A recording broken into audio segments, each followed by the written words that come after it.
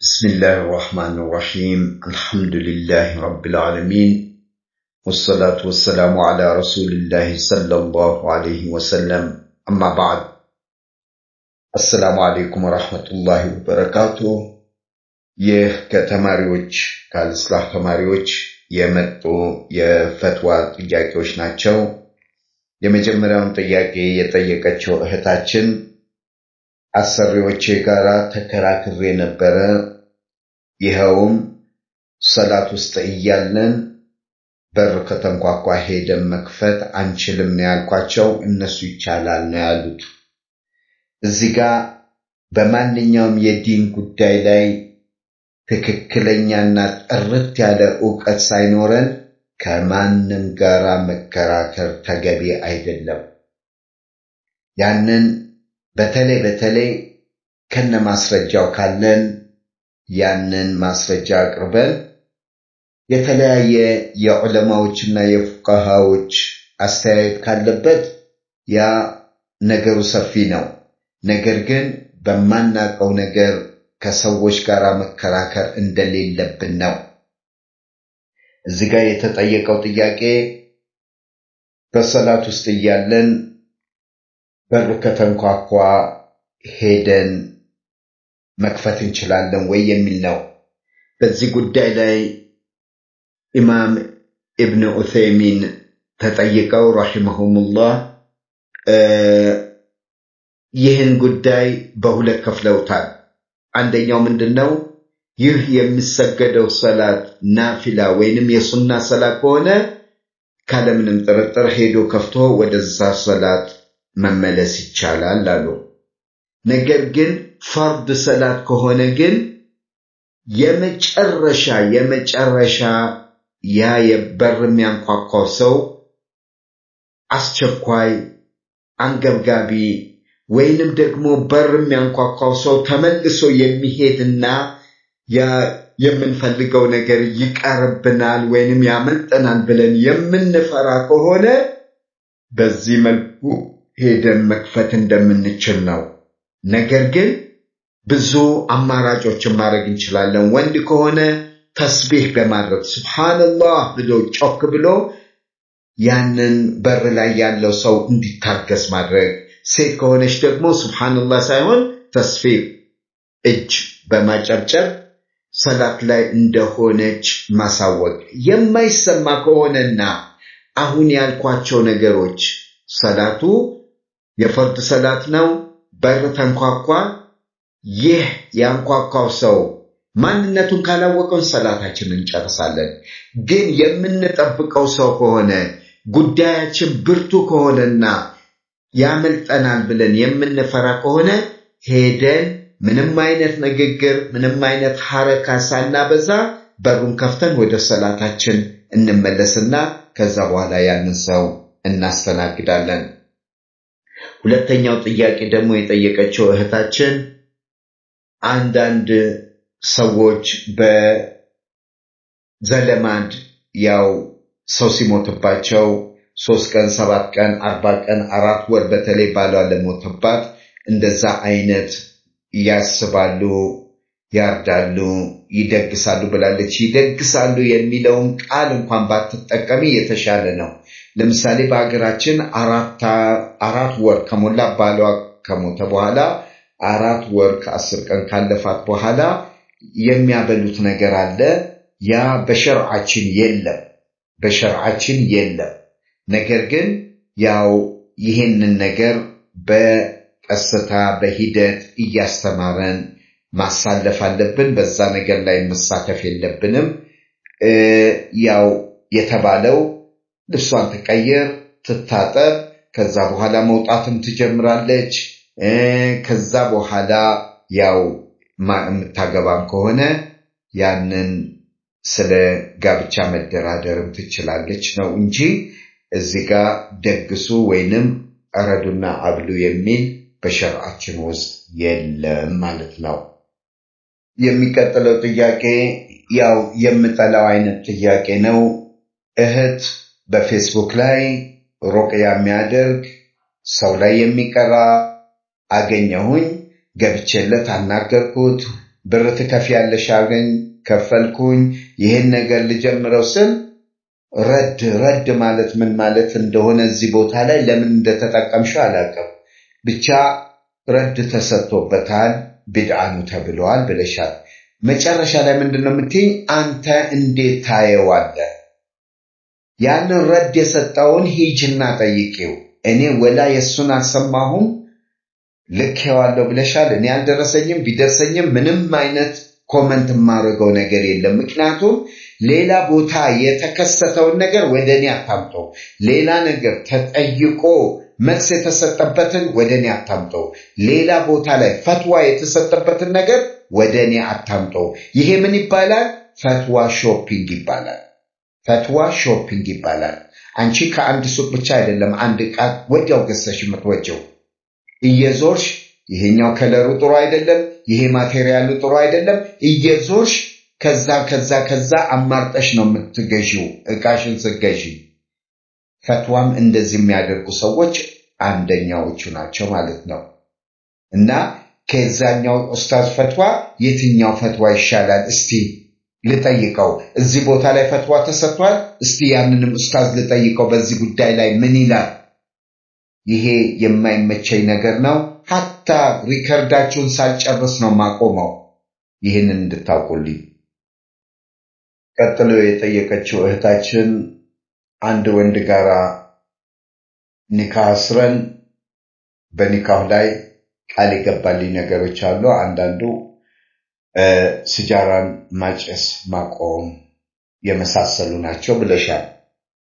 ይሄ እንግዲህ የትዳርን ኮርስ ብትማሪ እዚህ አይነት ጥፋት ውስጥ አትገቢም ነበር ሲጀመር እዚህ ጋር እኔ የምረዳው ነገር ኒካህ ከማድረግሽ በፊት ሲጃራ እንደሚያጨስ ታውቂያለሽ ለዚህም ነው ኒካሁ ላይ ቃል የገባልሽ ተዋለው ብሎ አሁን እዚህ ጋር ሐዲሱን ጥሰሽ ነው እዚህ ትዳር ውስጥ የገባሽው إذا جاءكم من ترضون دينه وخلقه دين الإسلام ነው አኽላቁ ደግሞ ሲጃራ ጫስ ነው ሱሰኛ ዲኑን ተቀበልሽ ከነ አኽላቅ ሰይ ከዛ ጋራ አገባሽው አሁን ራስሽን በስተቀር ማንንም እንዳትወቅሽ ማለት ነው ይሄ ሁላችሁም ላይ የሚታይ ሰተት ነው ወንድ ብቻ ስለሆነ ንግግሩን ጣፋጭ ንግግሩን ይሄንን አይታችሁ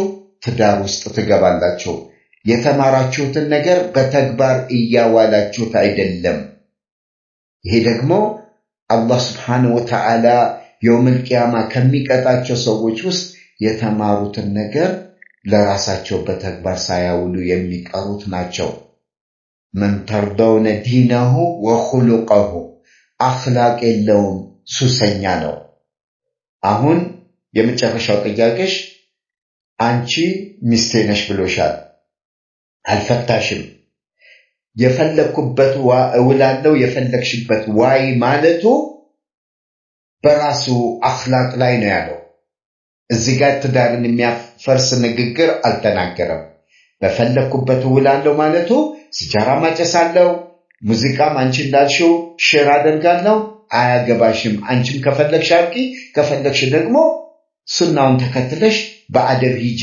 በፈለክሽበት ዋይ ነው ያለው ይሄስ ትዳርን የሚያፈርስ ነገር የተናገረው ነገር የለም ማድረግ ያለብሽ الله سبحانه وتعالى በቁርአኑ ላይ እንዳለው وإن خفتم شقاق بينهما فابعثوا حكما من أهله وحكما من أهلها إن ይለያያሉ ብላችሁ ወይንም ይፋታሉ ብላችሁ ከፈራችሁ አለ አላህ ከሱ ነገር አዋቂዎችን ሽማግሌዎችን ከሷም በኩል ነገር አዋቂ ሽማግሌዎችን አምጥታችሁ ተናገሩበት እነሱ ችግሩን ይፍቱ ብለዋል እኔ እንደሚመስለኝ በሚዲያ ላይ የምታገቧቸው ወንዶች አባት ይኖሮ ቤተሰብ ይኖሮ ዘር ይኖሮ ሳታውቁ ነው ታገቡት እንግዲህ ይሄንን ለእናንተ እተወዋለሁ ማለት ነው ቀጥሎም የጠየቀችው እህታችን ወደ ሳውዲ ከመምጣቴ በፊት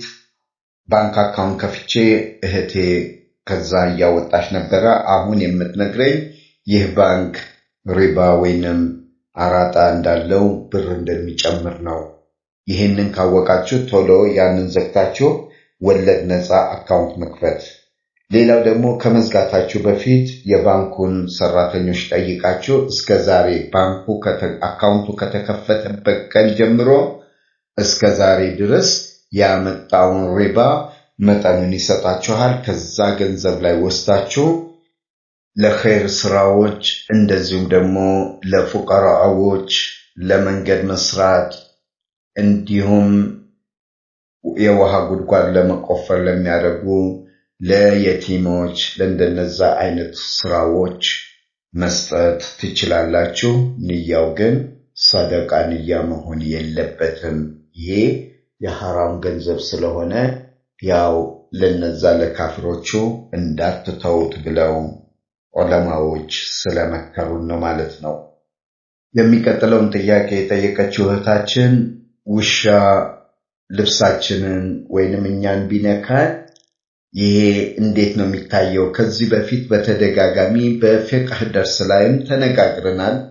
ይሄ አለመከታተል ነው፣ የዚህን ነው የሚያመለክተኝ። አለመከታተላቸው ነው ደርሱን። ለማንኛውም ውሻ ልብሳችንንም እኛንም ቢነካ ምንም ችግር የለበትም ኢላ ከሱ እርጥበት ነገር ካለና ያ እርጥበት ከነካን በስተቀር። ይሄ እርጥበት ስንል እንደ ሽንቱ ወይንም ደግሞ ከአፉ የሚወጣው ምራቁ ወይንም እንደዚህ ከአፉ የሚወጣ ፈሳሽ ያ ከሆነ በሻኦ መሰረት እንዴት እንደምንታጠብ ታውቃላችሁ። ያንን ጨርቁንም እንዴት እንደምናጥበው ታውቃላችሁ። በዚህ አይነት መልኩ በአፈር ይታጠባል ማለት ነው። ነገር ግን በደረቁ ከነካን ምንም ችግር የለበትም። ሁለተኛው ጥያቄ ደግሞ አንድ ሰው ለምሳሌ አንድ ሴት የአሹራን ጾም ወይንም ደግሞ የአረፋ ቀን ጾም እንደዚህ ትላልቅ ቀናቶችን እጾማለሁ ብላ ነይታ በዛ ቀን የወር አበባ ቢመጣባት አጅር ታገኛለች ወይ? አዎ አጅር ታገኛለች። ምክንያቱም መጀመሪያ ንያ አድርጋለች። ኢነመል አዕማሉ ቢንያት፣ ሁሉም ስራ በንያ ነው። ሁለተኛው ደግሞ ኢብኑ አባስ ረዲየላሁ ዐንሁማ ከረሱል ሰለላሁ ዐለይሂ ወሰለም የሰሙትን ሲናገሩ ቃል አላህ ሱብሓነሁ ወተዓላ ነው በሐዲስ አልቁድሲ ላይ የሚለው ቃል ኢነላህ ከተበል ሐሰናት ወሰይአት።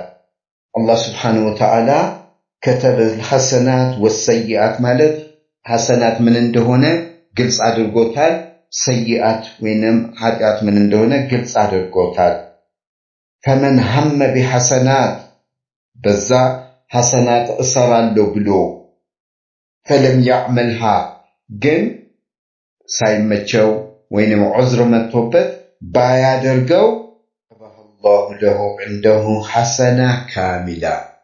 ያንን ሱብሃንአላህ ንያ ያደረገበትን ድርጊት ሳያደርገው ቢቀር አላህ ሱብሓነሁ ወተዓላ ንያ በማድረጉ ብቻ አንድ ሐሰናት ይከትብለታል፣ ይጽፍለታል ማለት ነው።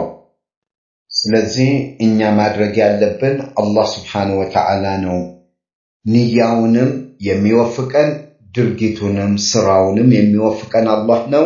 አላህ እንዲወፍቀን ዱዓ እናደርጋለን ከንያችን በኋላ። ከዛ ካደረግነው ሙሉ ሐሰናት ይሰጠናል።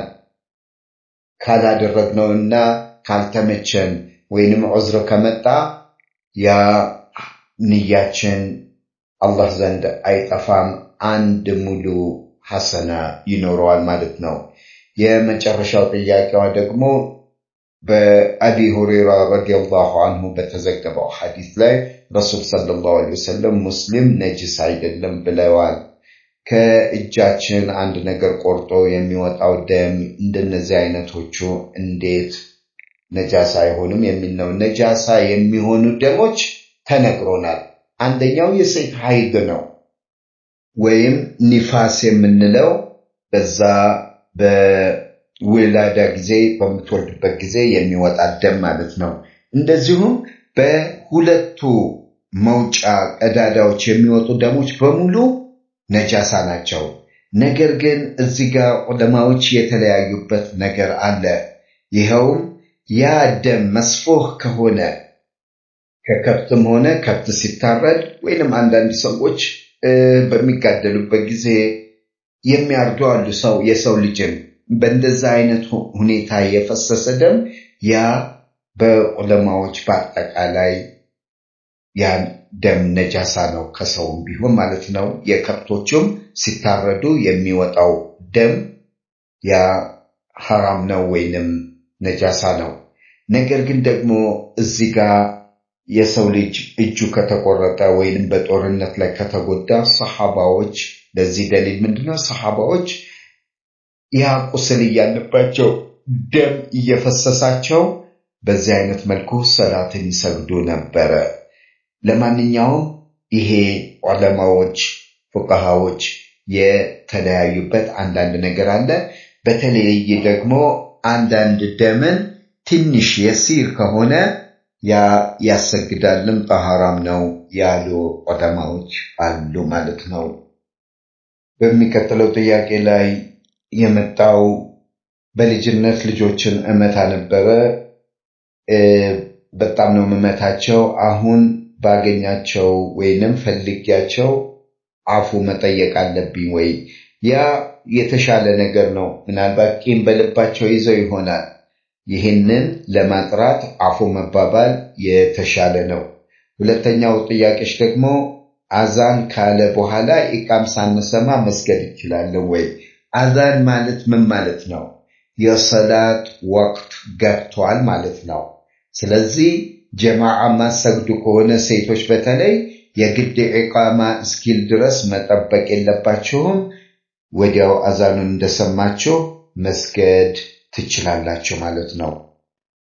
ቀጥሎ የመጣው ጥያቄ ደግሞ እኔ ያደግኩት በአያቶቼ እጅ ነው። አያቶቼ ያሻርኩ ነበር፣ ያርዱ ነበረ። በዚሁም በጎን በኩል ደግሞ የቲሞችን ይንከባከቡ ነበር እና አሁን ያንን ስራቸውን ልቀጥል ወይ አጅር ያገኛሉ ወይስ እንደሚባለው ያሻረከ በአላህ ላይ ያሻረከ በፍጹም ምንም ቢደረግለትም አይደርሰውም የሚለው ነገር። እዚህ ጋር ዑለማዎች አንድ ሰው የሽርክ ስራን የሚሰራው በጅህልና ከሆነ ሁጃ ካላቀረብንበት ያው እንግዲህ ሂሳቡ አላህ ዘንድ ነው። አሁን በህይወት የሉም፣ ምድር ላይ የሉም፣ ሄደን እንዳንመልሳቸው ወደ አላህ ሄደዋል። የሰሩትን የኸይር ስራ መቀጠልሽ ምንም ችግር የለበትም። አሁን የምታደርጊው ለነሱ ሳይሆን ይሄ ኸይር ስራ እንዳይቆም ብለሽ ነው። የቲሞችን ማሳደግ ማንም ሰው ሙስሊም ማድረግ የሚችለው ነው። የግድ አያቶችሽ የሚያሳድጓቸው ልጆች ባይሆኑ ሌሎችም ቢሆኑ እነሱንም ቢሆን ምንም ችግር የለም። ይሄ ባንቺና በአላህ መካከል ነው። ስለዚህ እነሱ አጅር ያገኙበታል ብለሽ የምትየው አይደለም። ይሄ ስራ እነሱ አጅር ያገኙበታል ብለሽ የምትየው ለምሳሌ በእነሱ ስም ሰደቃ ስታወጪ ወይንም ደግሞ አንዳንድ ነገሮችን ስታደርጊ ነው።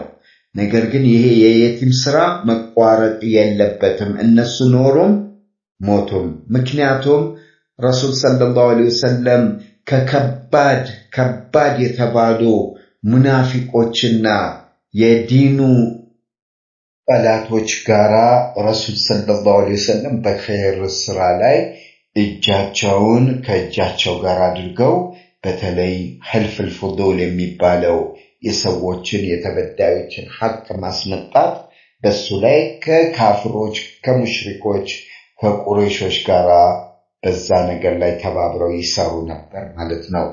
የሚቀጥለውን ጥያቄ የጠየቀችው እህታችን በረመዳን በዚህ ባለፈው ረመዳን ዑምራ ላደርግ አስቤ ነበር፣ አልተሳካም። አሁን በሸዋል ውስጥ ላደርግ ፈለኩኝ አለች እና እዚህ ላይ እንደ ሐጅ ስለሚታይልሽ የሐጅን ስርዓቶችን መከተል አለብሽ ብለሻል እና እነዚህ ያሉሽ ሰዎች ጋር መጨረስ ነበረብሽ ጥያቄሽ። ምክንያቱም እኔ እዚህ ጋር ግልጽ ያልሆነልኝ ሐጅ ለማድረግ በዚህ ዓመት ወይንም በዚህ በሸዋል ውስጥ ዑምራ አደርጋለሁ ብለሽ ሐጅ ለማድረግ ንያ አድርገሻል ወይ?